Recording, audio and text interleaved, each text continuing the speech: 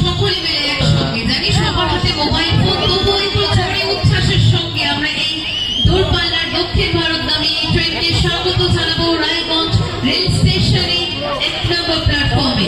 আপনারা সকলে একসঙ্গে আমরা একত্রিত হয়েছি, সমবেত হয়েছি। गाजीपुर बेंगलुरु एक्सप्रेस रायगंज स्टेशन का 1 नंबर प्लेटफॉर्म पे इन कर रही है।